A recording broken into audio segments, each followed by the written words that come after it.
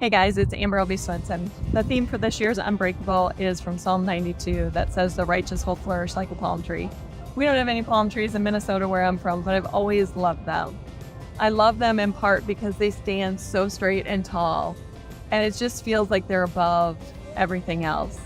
So often in life, we've got storms and chaos and drama and craziness, and yet we can be like these palms that stand above it all. We don't have to get sucked into it all and be consumed with it.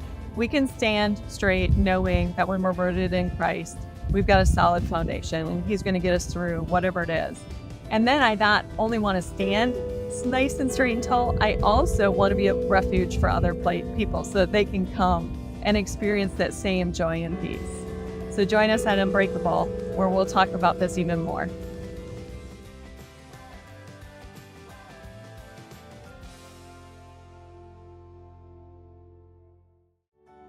We're continuing our series titled Last Call with an episode that I'm calling The Weariness of Complaining. Hey, it's Amber, wife, mother, type A child of God.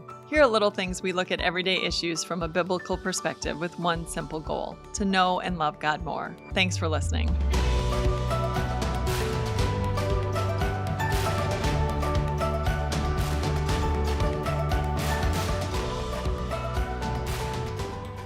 We are continuing in Malachi chapter 2, picking up at verse 17 that says this: "You have wearied the Lord with your words."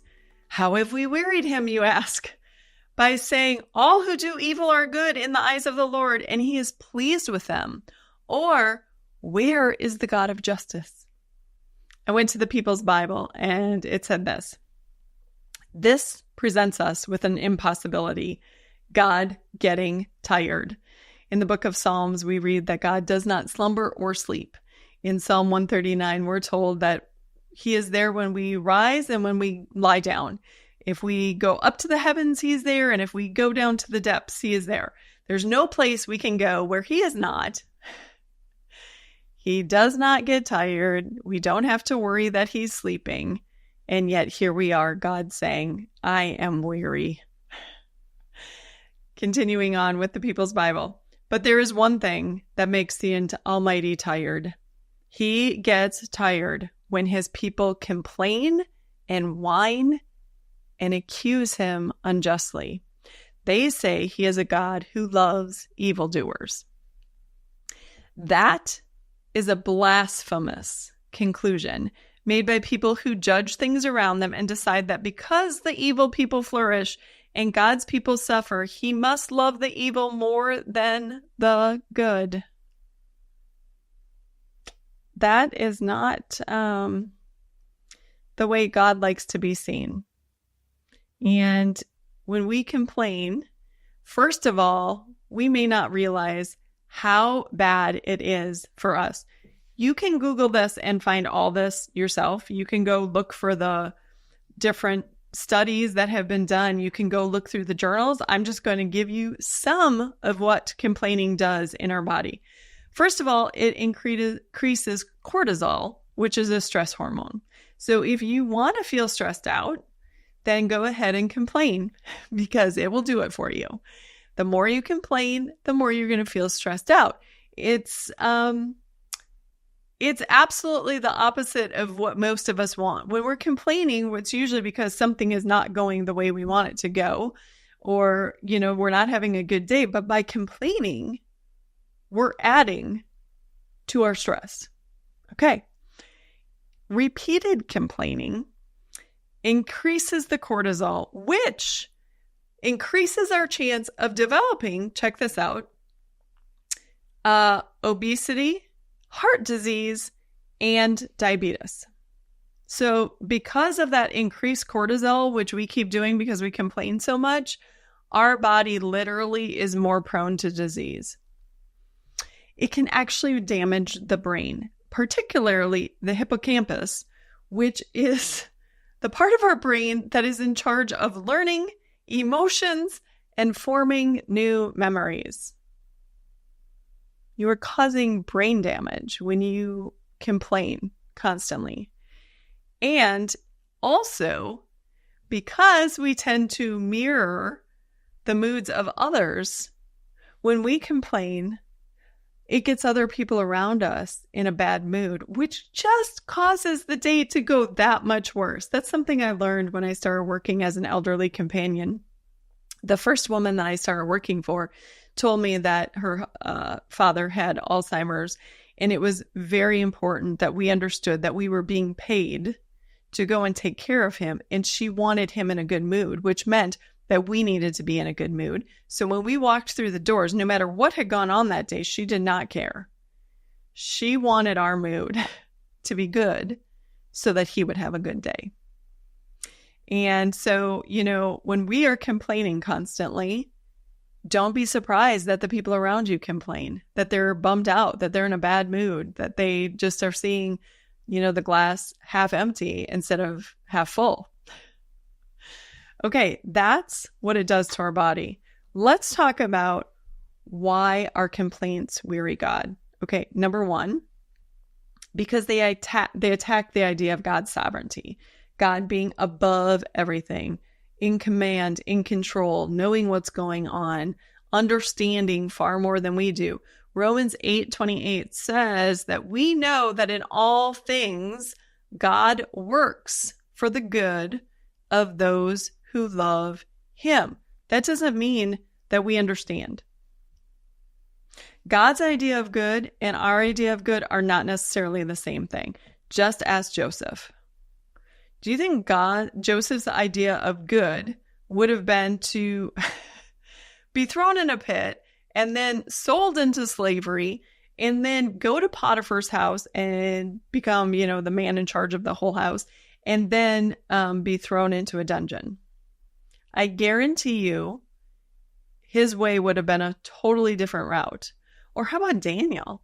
Daniel, Shadrach, Meshach, and Abednego, they were taken captives and put in Nebuchadnezzar's court. They were nobility in Judah, taken away.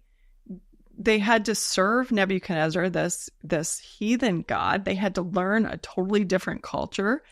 Would that have been their plan? What about Esther?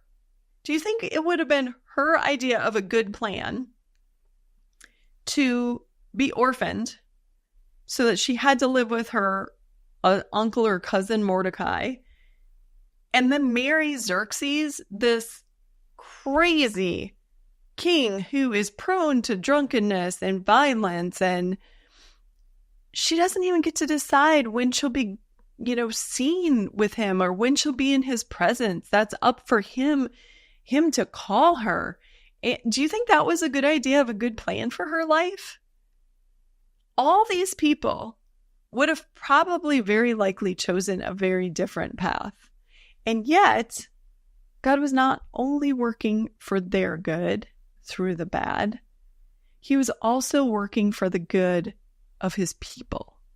He was raising these people to positions through a very difficult route so that they might be in a position to help his people through some pretty trying times. Someone, is sick. And our idea when we pray to God is that God would heal them. Clearly, God, you don't want these people to deal with chronic illness. And yet sometimes that's the path God chooses. Sometimes I had a friend that I prayed for. She had cancer and she would go in remission, and she would be in remission for a year or 10 months. And then she'd go back for a checkup and it would be back. And she went through several grueling treatments. Grueling. And I was still praying for total and complete healing right up until the week that she went into the hospital to die. And then for a few days, I was furious with God. I was like, I'm praying for healing. I know what she does. She does so much for her family. She does so much for the church. And by the way, have you noticed how much she does for me? Have you noticed how she shows up at my Bible studies, what she does? Have you noticed that every time I have an event, who is there helping me out? Have you noticed? This woman should not be taken from this earth. I was so mad at God that I refused to go to the hospital to see her. until 2 days before she died, when I got the kick in the pants that I needed, as in, you know what, Amber, just because you're mad that she's going to heaven doesn't mean that she should be the one to suffer. And I went to the hospital, and when I walked in, she said, Amber, you came. Like she had been waiting. How silly of me to be mad at God when his plans and mine do not coincide. Because you know what? He is sovereign. He knows everything. He understands far more than I do. And you know what? He actually did answer my prayer. She had total and complete healing after years and years and years of suffering and struggle. And you know what? God said, it's time that she's going to be healed completely. And who am I to know how God should best answer prayers? And yet that doesn't keep me from sometimes telling God how I think he should best do it. Anyway, so our complaining wearies God because we question God's sovereignty as if he doesn't understand what's going on. Number 2, our complaints show a lack of faith. I want to direct you to Numbers 13. That's where God told the children of Israel to go into the land. In fact, the exact words were, God told Joshua, send some men to explore the land of Canaan, which I am giving to the Israelites. Go check out the land that I'm giving you. It's a done deal. Check out your new home. See what it's like. Come back, report to everybody else. The men did. And they said one sentence about how the land is, oh, yeah, it's flowing with milk and honey. It's amazing. And then they went on and on and on about how, but the people are powerful. The men are huge. The cities are fortified. There's this people in that land, and this people, and this people, and this people, and this people. So, yeah, they reported back with complaints, not trusting in God to do what he told them he would do. There was none of that. It was just, well, yeah, it's a great land. Unfortunately, the people are big and so are their walls. I don't know what we're going to do about this. Total lack of faith on their part. Proverbs 3, verses 5 and 6 say, trust in the Lord with all of your heart and lean not on your own understanding. In all your ways, acknowledge him or submit to him, and he will make your paths straight with all your heart. That part of your heart that's doubting, pray the prayer that man prayed who brought his son to be healed. And he said to Jesus, if you can. And Jesus said, if you can, anything is possible for the one who believes. And the man said, Lord, I do believe. Help me overcome my unbelief. It's okay to admit it to God. It's hard to trust right now. I'm doubting a little bit. This is crazy. I've never been here before. Admit it. But admit it in the sense of not embracing it. Like the spies who went into the land. Like, I doubt we could ever do this. This is far beyond us. We can't do this. Admit it, saying, God, this just means you're going to have to do something big here. I did a retreat, a 3-day retreat. I spoke 4 times during the 3 days. The last day I was exhausted. And there was a little worship service before I was to go on and speak. And I very honestly admitted to God, look, God, I am not filling up to this right now. I feel like I have nothing to give. I can't even really concentrate. I don't know where my thoughts are. So I'm going to need you to completely and totally take this over and do what I can't right now. And if you choose not to, it's okay because it's on me. I'm a weak human being. But if you do, we both know where it's come from. It's all you, because I don't have it in me right now. And God showed up the way he always does, and I made it through, and it went just fine. But God is not shocked by our honesty and prayers.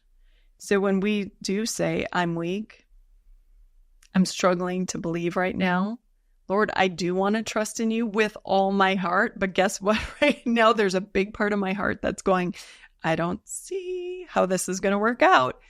Just be honest with God. Give me the faith that I'm struggling to have right now. And don't be afraid to call a believer and admit, I'm struggling. That's what we are meant to do. We are meant to bear with one another, to walk alongside each other, to help each other out. That's the beauty of friendship. Sometimes I'm strong and I can give to you, and sometimes you're strong and I need to take from you. Nothing wrong with that. Forget what you see. Forget what you think is best. So much of our life, we're trusting in what we see. I see the projections. I see what they say is going to happen. Who cares what they say is going to happen? Trust in God. Pray and ask Him to be with you and give you the best possible outcome. We walk by faith, not by sight. Doesn't matter what you see. What did Peter see when he jumped out of that boat to walk to Jesus on the water? He saw the waves. He felt the wind. But Jesus was there saying, no, you can come to me. Jesus wouldn't have told him to come if he wasn't going to help Peter walk on the water. Submit entirely to God. So in this version, it said, in all your ways, submit to Him. That means when His way does not align with what you wanted, submit to Him. Okay, God, that's the way you're going to answer my prayer. It's okay. It doesn't matter what I wanted because you're sovereign and you're good and I trust you completely. And I know that even if you go, this way and that way and over and around, you can still get me to the same place. And I am never going to miss out on something you want for me. Because if I don't have it, you don't deem it being something that I need or should have right now. If I really need it, you'll make sure I have it one way or the other. Whatever it is, health, a house, a long life, a child, a spouse, whatever it is, God is capable of giving it to you. If you don't have it, submit to Him. Okay, God, then right now, that's not what you have for my life. Good enough. Number 3, our complaints do nothing. Have you ever noticed that? I don't know about you, but sometimes, our husbands, they kind of, for those of us who are married, if we bring a complaint to them, it can go very poorly if they think that they need to fix it for us. And so it's a good idea to say, I don't want you to do anything here. I just want you to listen. So I just listen. Don't have the wheel spinning like, oh man, I should try to do this or tell her to do this or whatever. No. I just want to be listened to right now. So you don't need to fix it. The problem is that so often when we go to God in prayer, all we're doing is complaining. God, do you see this? Can you believe what is going on? Why is this happening? You know what we're not doing? We're not asking for help at all. We are strictly complaining. And when we do that, we shouldn't expect anything to change because all we're doing is complaining. If we want something done, if we want God's help, we should ask Him for help. But a lot of times our prayers are just complaints. Like, hey, this is wrong and this is wrong. And I don't see how this is supposed to work. And did you notice? And God's up in heaven like, are you done? I mean, did you want me to do anything about this? Or do you just want me to listen here right now? I mean, I can listen all day long, but I already knew that. So what do you want? That's a totally, totally different thing.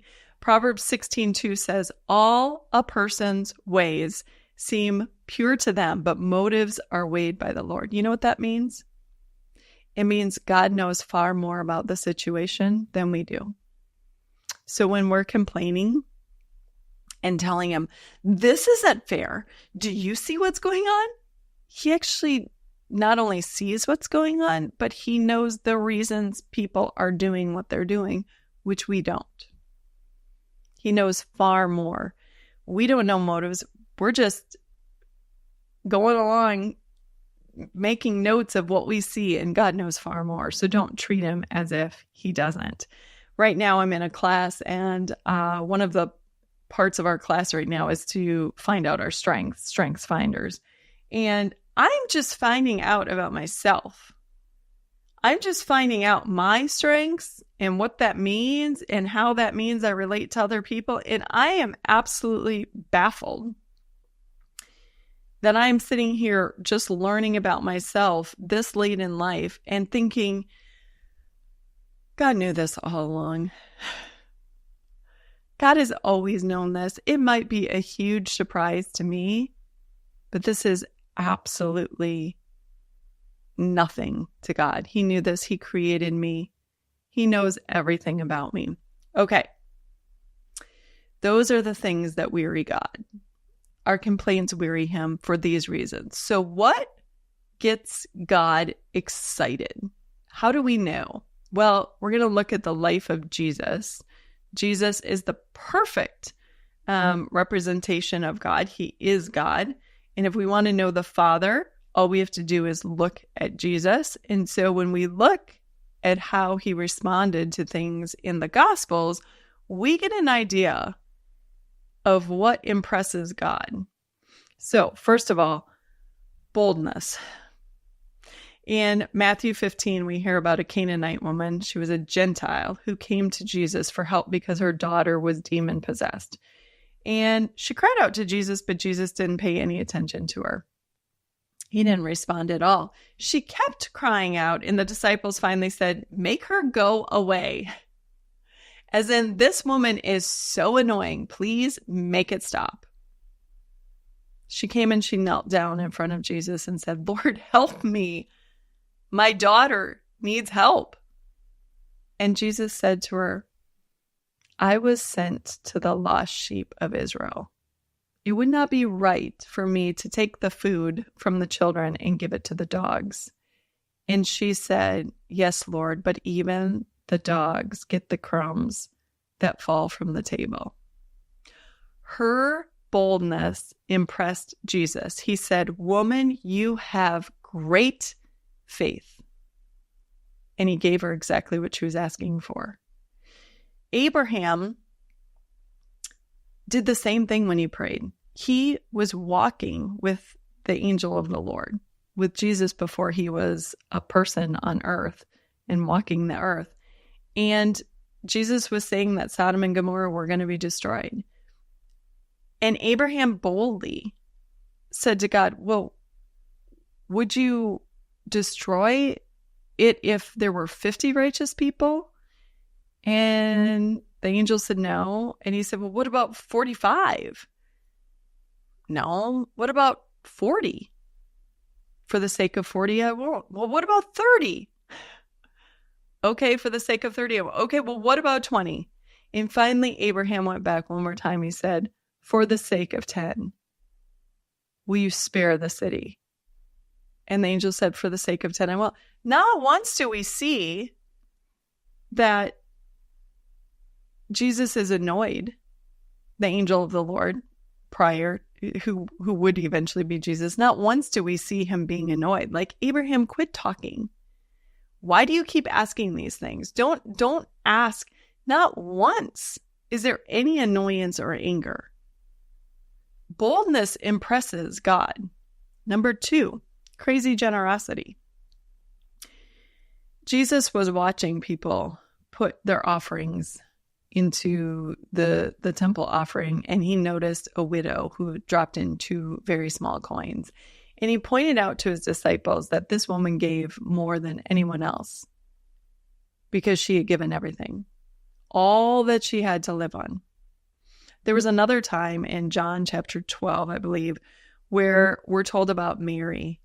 There was a dinner given in Jesus' honor, and Mary took a pint of perfume, an expensive nard. We're told she broke it. She broke the bottle and poured it on Jesus' feet. And the disciples, particularly Judas, who took care of the money, he was pretty appalled at all this because, he said this could have really been used to do something good. It could have been sold and it could have helped the poor. We found out, actually, though, that Judas just would have liked some of that money for himself. But Jesus said, leave her alone. She's done a beautiful thing.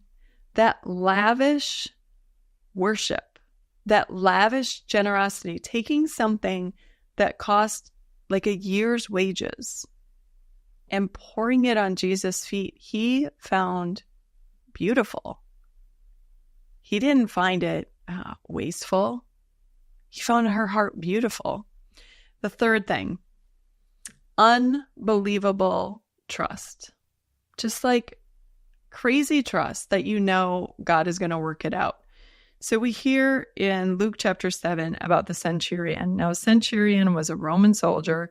He had 100 soldiers underneath him, and he sent to Jesus because he said that his servant was sick. So he sent people to tell Jesus, and these people were telling Jesus how great this man was. You should help him. And Jesus was on his way to see the centurion and to heal his servant when the centurion said, hey, look, don't bother coming to my house. I don't consider myself worthy. That's why I didn't come myself. Don't come to my house. Just say the word, and I know it will be done, because I myself am a man under authority with people underneath me. I tell them to go and they go. I tell them to come and they come. I tell my servant to do this and he does this. So I know that all you have to do is say the word, and whatever you say will be done. And Jesus said, I have not found such great faith even in Israel. And we are told Jesus was amazed by great faith, knowing God is bigger, knowing that God can do what you can't see right now. I don't know how you're going to do it. It doesn't matter how you're going to do it, because I trust and I believe that you can. Absolutely, 100%. Notice too that the centurion didn't act as if he was so important, so Jesus should do something for him. He said, I'm not worthy. I'm not worthy to come to you. So when we come to God in prayer, instead of complaining, we can fall at his feet and say, God, you don't owe me anything. I know you don't owe me anything, but I also know who you are and what you are capable of doing. And I'm going to trust you. Even if it's not my way, even if it's not my time, even if it's not what I'm asking, I'm going to trust you to answer in the best way possible for everyone involved every single time. Man, that must delight the Lord to hear prayers like that versus the constant complaints that we offer up. And you know, I learned several years ago that the way to conquer and combat complaining is with gratitude.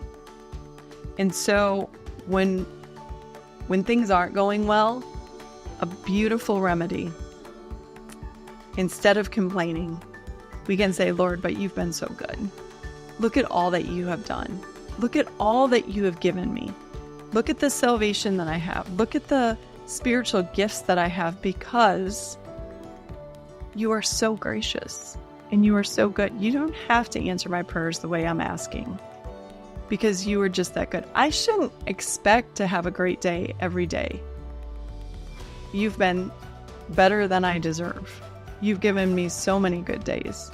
You've given me so much to thank you for, that even if you don't give me what I want, I'm still going to worship you, because you're worthy of it all. Man, is that a different way to approach God. This has been Little Things, because in God's kingdom, the little things are the big